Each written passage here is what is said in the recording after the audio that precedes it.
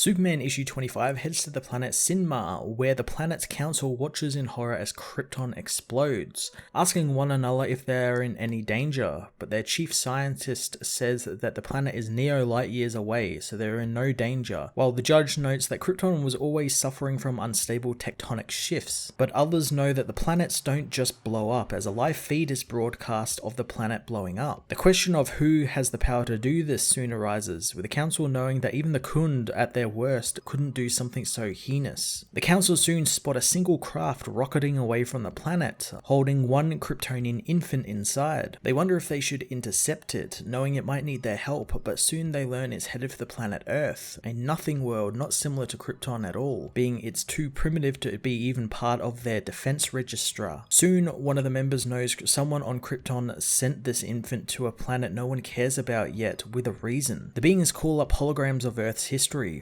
finding out that it is a system with a yellow sun, which makes all the difference, since someone with Kryptonian physiology under its effects will either explode or become a god. They wonder why the Kryptonians sent one of their own to become a god of this planet, knowing this creature could, if it wanted to, dominate the planet, so they need to be ready for this. But they cannot intercept the baby, for the Lords of Light they worship will punish them, since the child is still innocent and has made no choice. But if it eventually does, they will act, but until then, the Synmar must be prepared. Years later in Smallville, a young Clark Kent meets with Lana Lang, complimenting her on her cheerleading skills during the football game. She talks about how, thanks to Clark's tutelage, she might actually pass the quiz she took recently. Clark soon stammers to try and find the words to ask Lana to the upcoming dance, but Lana lets him down easy, friend-zoning the boy and saying that she thinks he's a great friend, but she's already going to the dance with Brad Wilson. She wants to reassure Clark that she isn't blowing him off or anything and really does want to be friends, something Clark knows, as back on Synmar, the Thanagarians invade the planet, fought off by the brave warrior Iso Alcor, who later is called into the presence of Presidential Dretty, who wants to know why the warrior brings his light into the war. Isno says that both his fathers fought for Synmar and Thanagar cannot be allowed to dictate their laws over them. Dretty reveals that his light was brought to her because they are looking for a candidate, a warrior to represent more than just themselves. Isno learns that he is actually the only candidate under consideration, accepting the role, as back on Earth, years have gone by, and now Lana Lang is interviewing for a job at the Daily Star, told by her potential boss that he's met one other person from Smallville, that being the reporter Clark Kent. Her new boss tells Lana that they would love the Doctor to be their new on-air science correspondent, something which surprises Lana since they want her on TV as she meets Bethany Snow, who says Lana is there thanks to her ribbing that she gave Steve Lombard on the G. Gordon Godfrey show. Soon the bullpen is shaken into a frenzy as outside, an armored Lex Luthor battles Superman through the streets. The reporters rush to get the exclusive as Lana takes a picture of Superman, recognizing the man as Clark. On Synmar, the council continue to monitor Superman, finding that he is using his amazing powers to stop disasters and punish criminals, something the Synmar are shocked still exists on Earth. They learn that the Superman is a guardian of the people with no overt political or government affiliation, instead calling himself a humanist. They ask one another if the Superman is no immediate threat, and the council don't believe he is, but this is assuming he doesn't get bored with how he is running things now and decide to dominate the world. However, for now the council will keep an eye on him like they do with Oa and Thanagar. The commander thinks that they need to send their own warrior to Superman to make their intentions clear, but others don't think they should antagonize the solar-powered Kryptonian, but the commander knows they need to show him that they have the power to respond to his actions. The others refuse, causing the commander to storm out of the council chambers as others ask why doesn't Synmar have their own Superman. On Earth, Clark shows Lana pictures from throughout his adult life. Lana asks where John is, told that he is away at boarding school, before noting Clark's apartment doesn't seem like anyone actually lives there since it's too tidy. Clark reassures her that the Kents do indeed live there, it's just their lives are hardly traditional. Continuing the tour around the home, Lana asks where Lois is, but Clark isn't exactly sure, quickly checking with his telescopic vision that she is busy out on an assignment. Lana is surprised by that, being that the Daily Planet is under federal investigation. Clark knows that's why she's there, liking her idea that another news outlet gets to put this story out into the world. Happy to hear from his old friend friend after all this time. Lana asks if he often keeps tabs on his wife with his powers, but Clark reassures her that it's at Lois's request. Lana finds that quite sweet, knowing Clark was always very sweet in high school. Talk turns to their parents, but Lana manages to segue into Clark's recent identity reveal. Clark tells her that his mother is very happy with what he did, which is a relief, but he discovered that any mistake he ever made with his parents or any stupid thing he's ever said or done went away with the birth of his son. On Synmar, Isno is revealed to the planet as the newly powered Synmar Utopica. Later, Isno meets with Dreddy, who prays to the Lords of Light for him, telling him that she will worry not to waste his Utopica, only putting the warrior where he is exactly needed for all of Synmar. Isno questions it though,